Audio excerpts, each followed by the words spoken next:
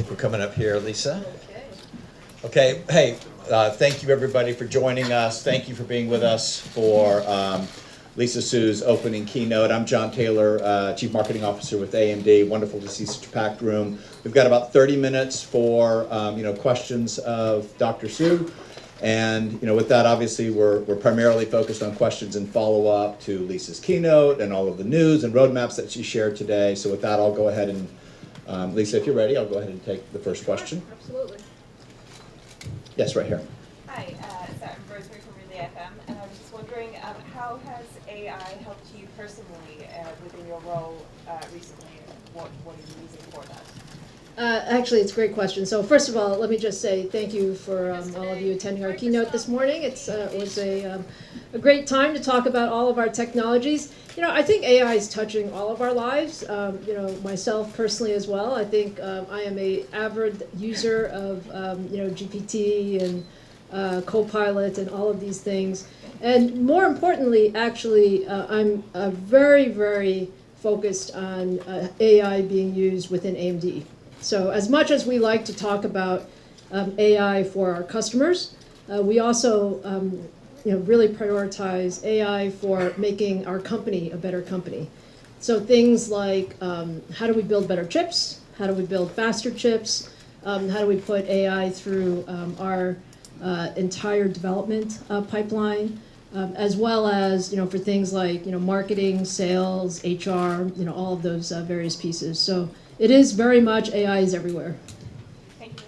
Thank you. Yes, right here in the second row. Thank you. Thank you. I'm from Reuters. Since last year, NVIDIA has made clear to investors it plans to shorten its release cycle to annually, and now AMD has followed suit. How are you able to achieve that? Thank you. Yeah, well, I think it really is very much what we see in the market. So AI is clearly our number one priority as a company, and we have really harnessed all of the development capability within the company to do that. We've increased investments. We're going to continue to increase investments. I think this annual cadence is something that is there because the market requires newer products and newer capabilities. I'm also a believer in that the product portfolio is there so that we can address a broad set of workloads. And that doesn't mean every customer is going to use every product, but it means that every year we have the next big thing such that we always have the most competitive portfolio. So it is about more investment. It's about ensuring that both hardware, software, systems are all part of it, and we're very committed to it as our largest strategic opportunity. Thank you. Okay, our next, I think I saw this hand back here. Next. Thank you. I'm with CNN. Just wonder if you could speak to the importance of being here in Taiwan and Taiwan's role in the global supply chain and what you do, and also speak the bigger picture in the region with China, both the chip makers in China and also the military drills we just saw and how they could potentially impact things. Yeah, I mean, let me take a step back and say that the semiconductor ecosystem is a global ecosystem. So there is, when we think about product development, our product goes through every part of the globe. We do research around the world. Taiwan, in particular, is very, very important to the semiconductor ecosystem. We do a lot of our manufacturing here with key suppliers, like TSMC, like many of our back-end partners. And many of our substrate partners are here as well. And then we also have a number of partners that help us build out the ecosystem here in Taiwan, like our ODM partners, as well as a number of contract manufacturers. So I think the bottom line from our perspective is it's really important to have a global ecosystem, and Computex is a great place where everybody comes together. I think you can feel it a little bit this week. I think it is a special week, and the way I think about the overall global ecosystem, as I said, we are very much a believer in a global semiconductor supply chain, as well as customer chain, as well as partner chain, and that's the way we operate. Thank you. Hi, Mark Hockman, PC World. So Strix obviously has a sharp jump in TOPS, but as you pointed out, TOPS cost money. Can you give me a sense for how do you see NPU TOPS scaling relative to CPU, GPU going forward? Yeah, it's a great question, and that's why I was sort of kidding with Pavan on stage. Nothing is for free. When you look at, especially in these products that are both from a overall power a standpoint as well as just overall cost standpoint. But I think what we're seeing is AI will truly be everywhere. So our expectation is that the current Copilot Plus PCs and Strix at 50 plus TOPS will start more at the higher end of the stack. But we would expect that you will see AI throughout our entire stack as we go forward. And you're going to see at the top end that we're going to continue to scale the TOPS because we are big believers in the more local TOPS you have, the more capable your AI PCs are going to be. We believe people are going to value that, and so it's worth it to put it on chip locally. And if you think about it, it helps offload some of the cloud usage. Okay, let me come over here. Yes, right here. Yeah. It's on. Last week you said AMD are going to use the 3 nano process technology with gate-all-around architecture related AI chips. Because Samsung is the only player that use GAA in 3 nano process. Does it mean that AMD are going to choose the Samsung foundry for the new chips? Yeah, I think you're referring to maybe a keynote that I gave in Belgium. Was I in Belgium last week? Yes, at IMEC. So what we were talking about is AMD is always going to use the most advanced technology, and we're certainly going to use 3 nanometer. We're certainly going to use 2 nanometer and beyond. We did not say specifically that we're going to use any particular vendor for 3 nanometer or gate all around. Our current partnership with TSMC is very strong. We talked about some of the products in 3 nanometer that we're doing right now. Thank you. Yeah, right here. Hi, Christopher Jakobi from CRN Poland. I have a question about sustainability because all we know that AI means more consumption power. And my question is to you as a chip vendor. From your perspective, is it possible to maybe not minimize, but at least optimize amount of power consumption by the devices which use AI-driven chips? Thank you very much. Yeah, absolutely. I mean, energy efficiency is probably as important as performance for everything that we do, and especially for AI chips going forward. So one of the things that we look at is how do we improve the energy efficiency with each generation, going forward. And we had previously said that we would actually improve the energy efficiency by 30 times from 2020 through 2025.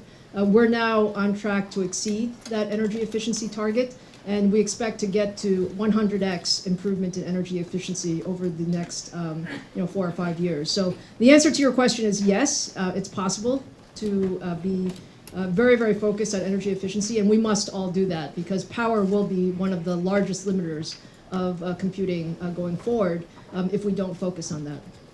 Thank you. Actually, I think I saw your hand first, please. Yep, right here, second row.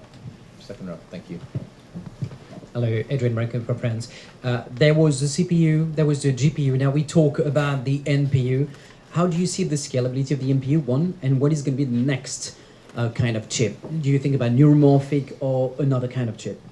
Well, I think what we try to say is that you need to have the right engine for each workload. So when you had, CPU is very good for sort of more traditional workloads. GPU has been great for graphics processing and gaming. And then NPU is really there to help us for AI-specific acceleration. And I think it's very natural that we add all of these new engines. I think as we go forward, we always look at some specific types of, let's call it new acceleration technologies. I think we will see some of those going forward, and it very much is application-driven. Second row, thank you. Hi. One of the big ways you upset Intel was continually moving forward with core counts on the client side. Can kind of upsetting them entirely, but you have topped out pretty much at 16 for a few generations now. Do you feel that that's sufficient for maybe the gaming enthusiast desktop PC market, or should we expect to see that increase in the future? Yeah, you're talking about gaming PCs. You know, I think what our strategy has been is we have to continually increase performance, and no question about it. I think for gaming in particular, the gaming sort of software developers have not necessarily used all of the cores from time to time. We'd like them to use more cores, you know that. So there's no physical reason we couldn't do more than 16 cores. I think the key is, and you know that we do that in some of our pro lineup, and the key is just making sure that we are going at a pace that the software guys can utilize it and do utilize it. And just a quick follow-up.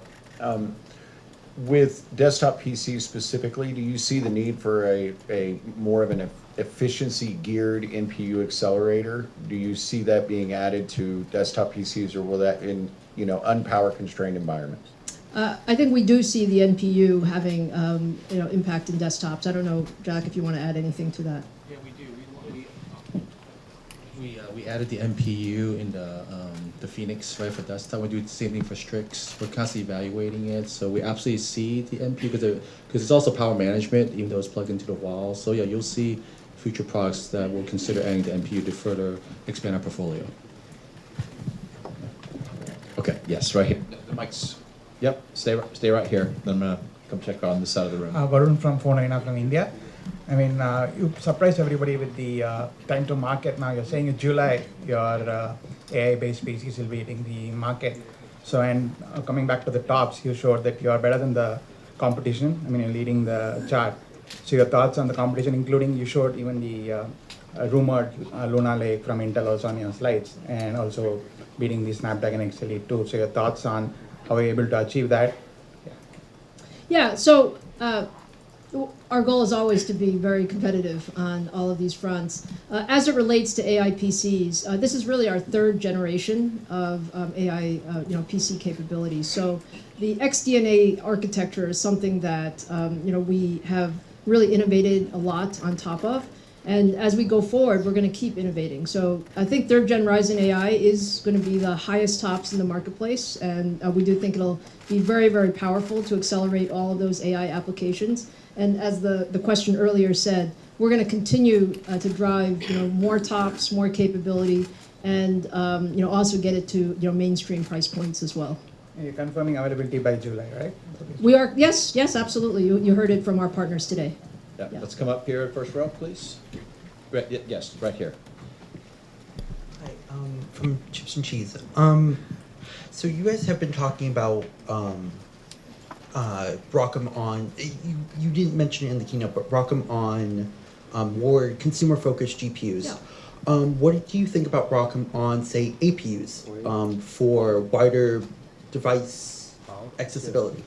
Yeah, I think the broad comment about ROCm on AMD I think is important. So our focus with ROCm has been first on the data center GPU side, and certainly that's where a lot of the effort is. That's where the highest performance is, and a lot of the ROCm work is around performance tuning. But we want people to be able to use ROCm on all devices, and so we have started to qualify some of the ROCm on Radeon.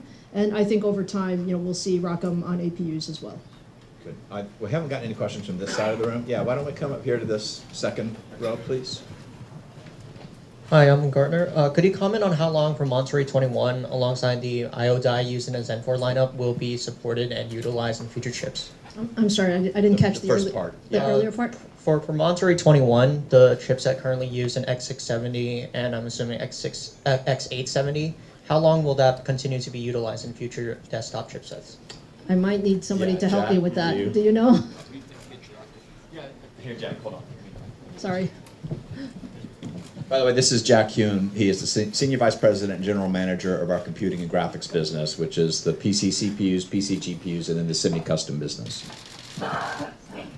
No, so we're working very close with ASMedia on the you said the proprietary chipset. Is that the question? So we've I think we're looking, as long as the end customer demands that chipset, we have no problem sustaining it. Thanks, Jack. Sure, right here. I'm from Australia. Are customers, big developers, big corporates willing to pay a premium for your AI infrastructure? And what are you doing to ensure, in comparison to your competitors, that they're willing to pay for your premium? Yeah, when you're talking about our AI infrastructure, are you talking about on the infrastructure, like on the data center side or on the PC side? On the data set at a cloud service provider. Yeah, I think the way to think about our value proposition in data center is that our goal is to make sure that on a performance per dollar standpoint or on a total cost of ownership standpoint, that we're offering a better value compared to the competition. That is our goal. I think again, we heard from Satya, who Microsoft has done a significant amount of work with us on MI300 and all of our data center infrastructure.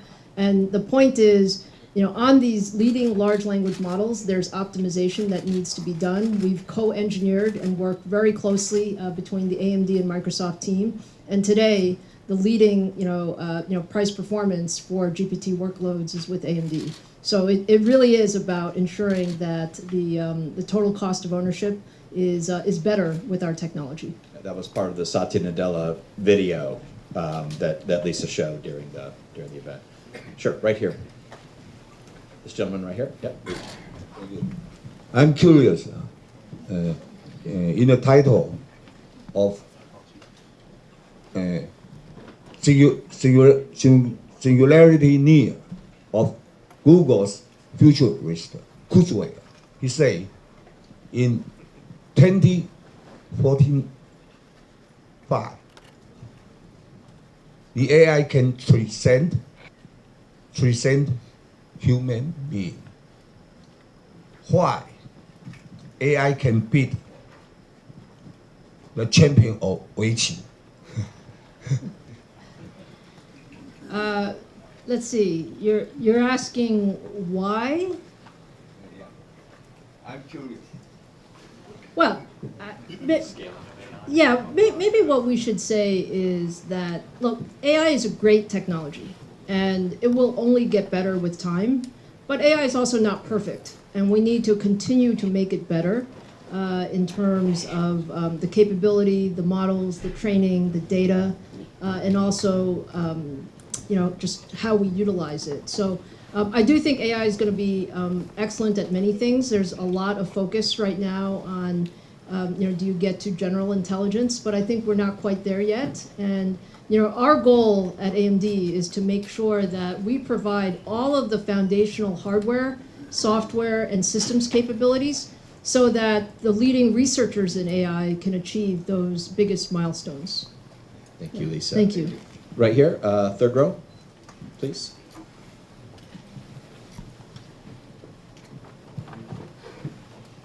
Hello, my name is Terrence. I go by The Poets across social media. And a lot of my viewers really love kind of upgrading their PCs when it makes sense. So I understand with AI having integrated into CPUs and GPUs, obviously from an engineering standpoint, makes a lot of sense. But a lot of times my viewers just want to slot in a card to upgrade their PCs, like a sound card or a network card. Do you see that capability for AI, just to slot in a new AI PCIe card? Yeah, you're talking about in desktop form factor, Desktop, notebook form yes. factor. Yeah, look, I do think PCIe cards will have a good amount of capability for AI going forward, and that will be one way people upgrade. Maybe if I take a step back for your viewers as we think about it, we should think about AI is going to be everywhere, like everywhere. So in our notebooks, in our desktops, in our enterprise environments, in our cloud environments, and you just need the right kind of AI for each of these form factors. What we're trying to do is to make sure that we have the right engines for each one. So AI PCs, when we talk about notebook PCs, you need a different type of AI engine so that you can still get good battery life, good performance in a small form factor.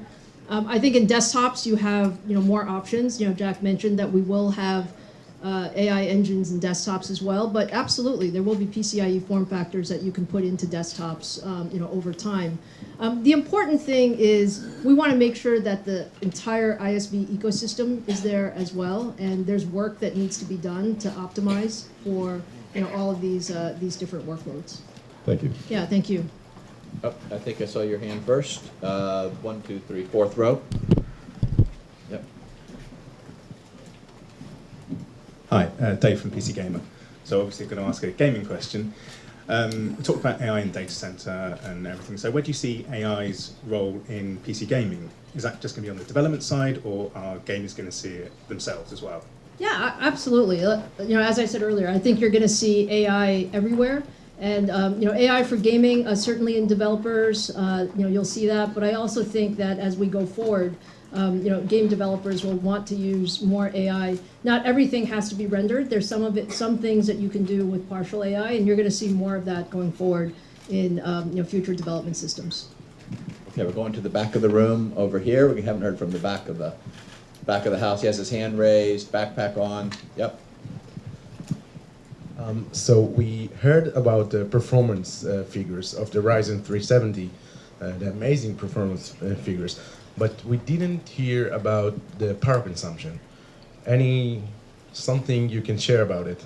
Yeah. So again, we think that the overall sort of Ryzen 9, the Ryzen HX 370 is going to be excellent in terms of power consumption. Think about all-day battery life, and these are the types of expectations that people have for notebooks. You have a specific figures, something? I know it varies between models, but it will vary between models, and you'll see more at launch. Yeah, as we get a little closer Yes. to the July launch, we're going to be doing more technical briefings Yes. for the press. Systems will be available, that type of thing. I'm sure you will you. want to test some. Yes. Thank you very much. Yes. I saw you. Yes, she's in the back row. 1, 2, 3, 4. Yep. Yep. Would you please share more details of the AI research center that AMD is investing in Taiwan? It seems like Tainan and the Kaohsiung government are working on this and hope you can choose their place as the location. Would you please comment on it? Yeah, so maybe say overall, Taiwan is a very important area for us to do research and development. We already have over 1,000 people here doing significant amount of development for all of our product portfolio, including our PCs, our data center, as well as our supply chain. We are always looking at how do we partner in R&D in the region, and so we're continuing to look at what we do in Taiwan. I probably don't have any exact information on the R&D centers at this moment, but we're looking at all options. Thank you, Lisa. Yeah, why don't we come right here, and then I'll come back there. So front row here, and then third row, same section. Yeah, AMD is the only company that provide so many different kind of compute unit that could satisfy the differentiation need on the market. And AMD is a company that love open standard and open source. It's an important thing. That what's your opinion about the democratized AI and the importance of open AI? Yeah, I completely agree with your comments and characterization. I think that there's a couple of key points about our philosophy. First is you need the best engines. So there's not only one engine. So it's CPUs, it's GPUs, it's NPUs. Sometimes it's ASICs, sometimes it's FPGAs.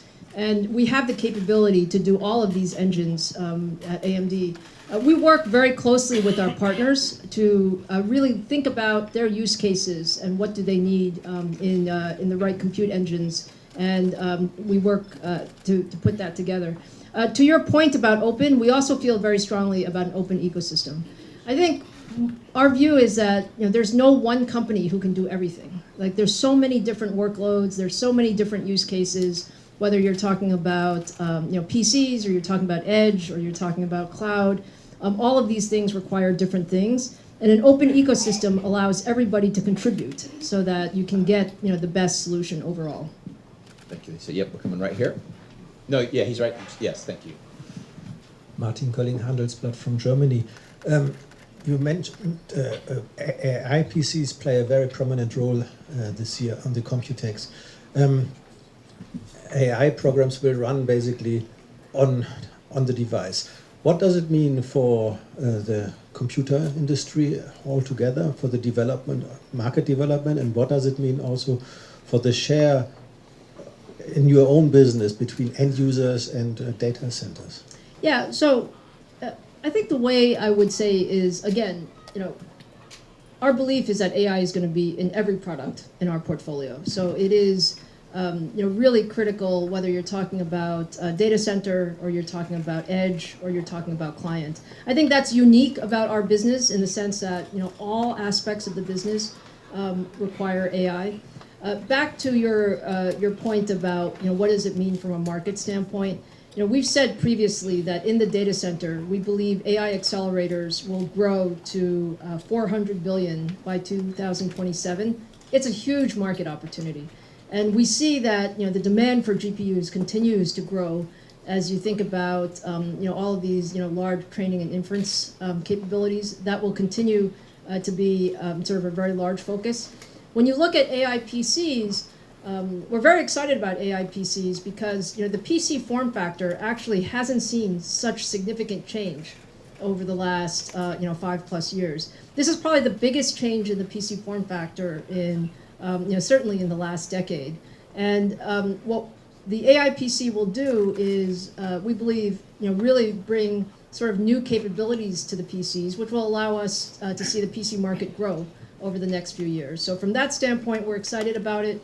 We're also excited about the opportunity for PC upgrade cycle to shorten with the AI PC capabilities. And this is really just the beginning.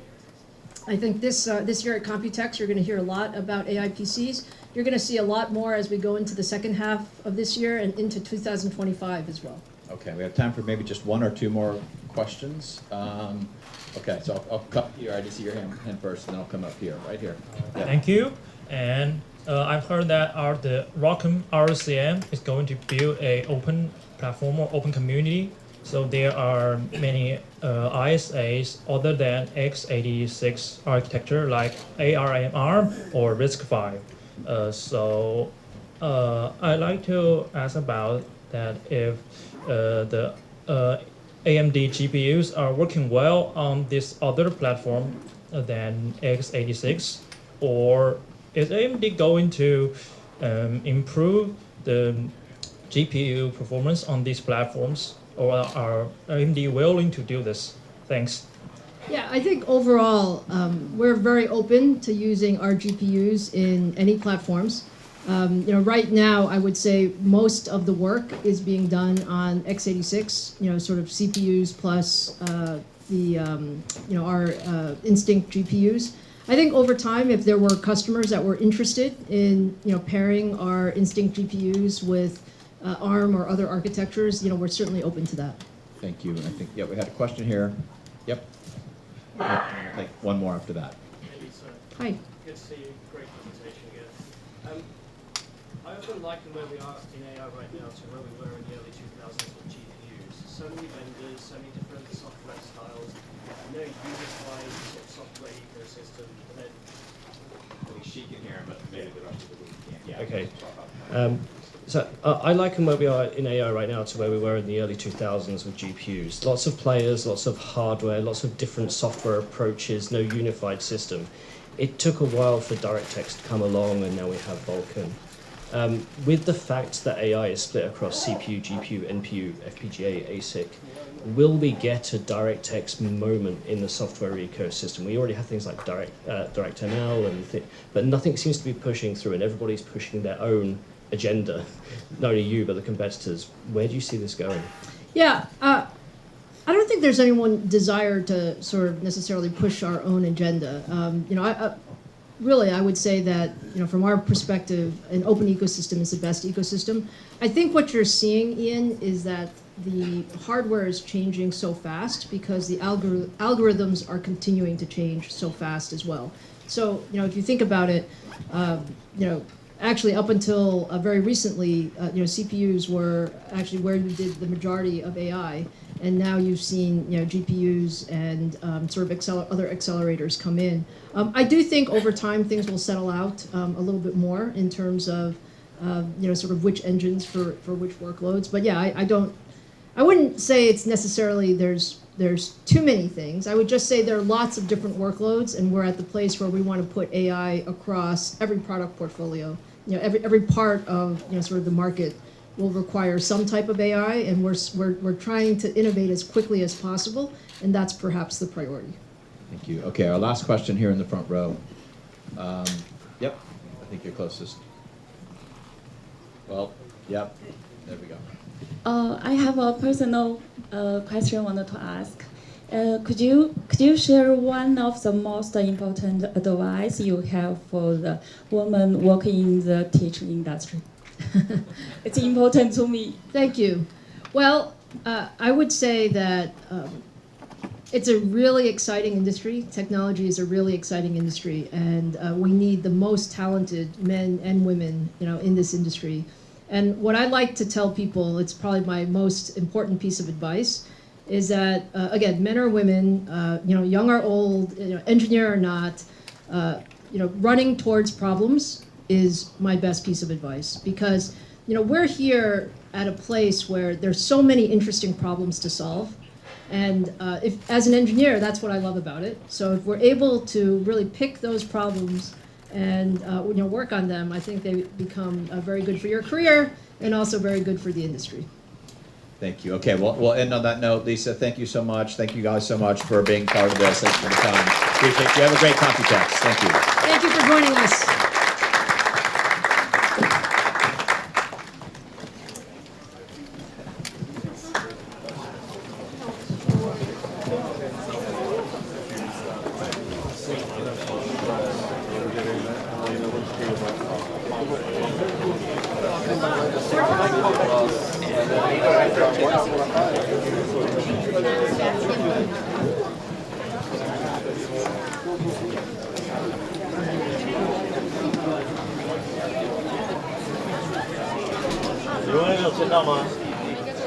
I love that guy's question.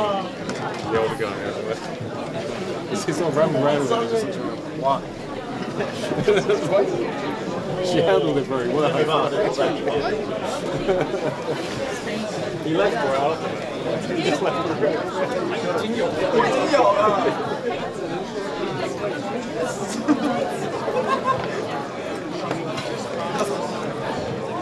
帮我开。因为你是帮他给他签啊。我给他签啊。来，稍等我一下。好。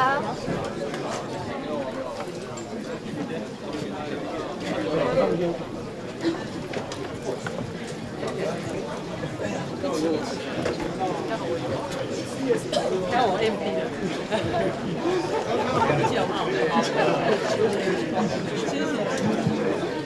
Test, test. Yeah, that's all. Let's step off of the riser, please. Yeah. Can we just step off the riser? Thank you. Can everybody step off the riser, please, just so we don't, yeah.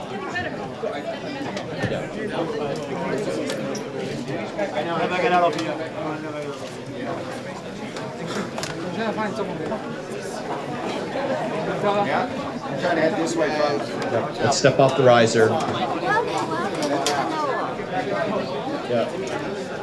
等一下，你们刚好他在我背后，我要搭那个，那两天高可以吗？好好好，好好好，拜。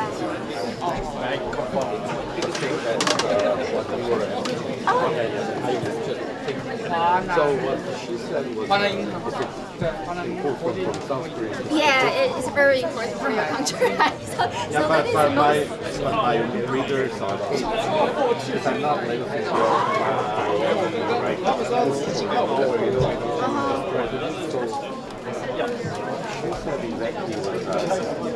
打给你了吗？有，家里要打给你。哦，she didn't confirm. He didn't confirm that. Sure. She said that she was elected to the president. Oh, okay. Yeah, so if Samsung is picking up because a lot of things will go to after your Sorry. Thank you very much. Thank you very much. Thank you. 3分半哦。3分半哦，3分半。可以快一点。100兆。不是那个风太大，太冷。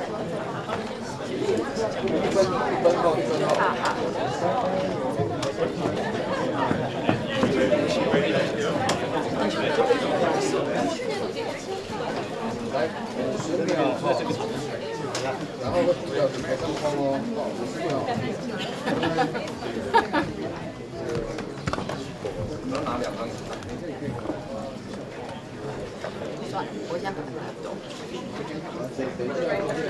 进的时候就在那里。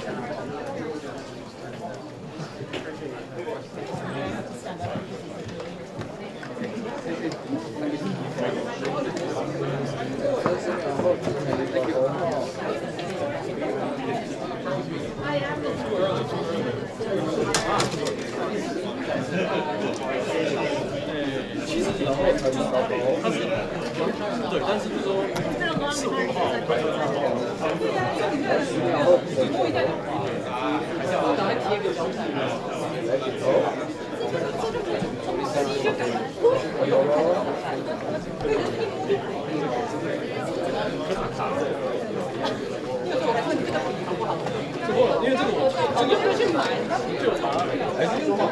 好，来关心现场的最新情况哦。超微的执行长苏志峰呢，在台北电脑展今天早上，他已经举行了这个开幕式的演讲哦。那在演讲完之后呢，苏志峰在刚才呢，他举办了一场是全球媒体的记者问答会哦。那当中呢，其实有很多跟台湾有关的问题。首先我们要来带大家看到的就是说呢，就是苏志峰在之前在比利时的一场论坛上面，他其实曾经提过呢，有可能在3奈米的这个制程上面必须要采取 GAA 技术。那其实呢，现在世界上呢，3奈米制程采取 GAA 技术的只有3。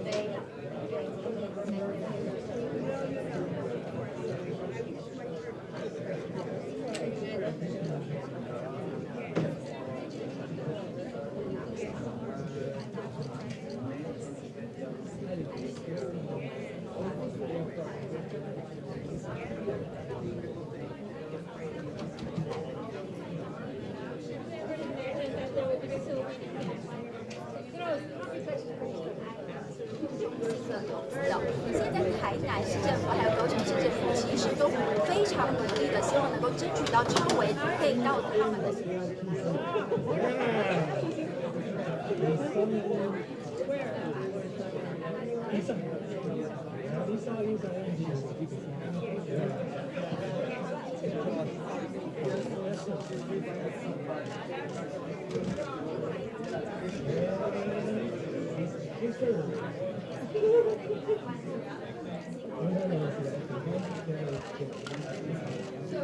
Thank you.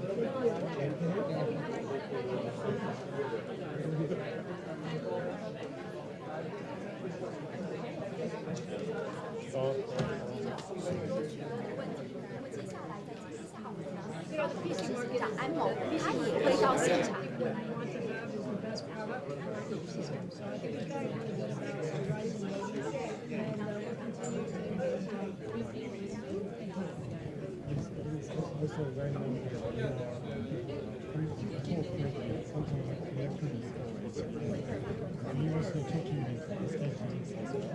We work with all the memory vendors, so we'll continue to have a multi-source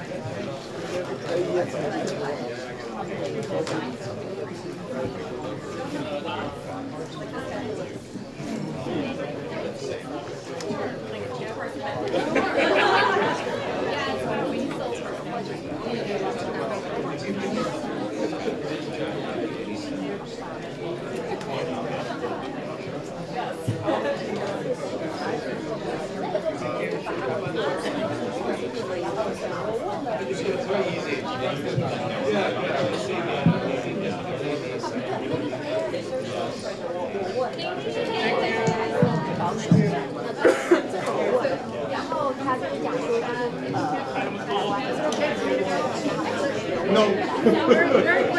一个在就 R&D 吧，然后跟台湾进行合作，然后另外一个跟台湾有关，就是说到底这个三家公司他们都很快的，他就是说，就是他们是或许他们是他就这样讲，这两个是我。Thank you very much. Appreciate everyone. Thank you. Thank you.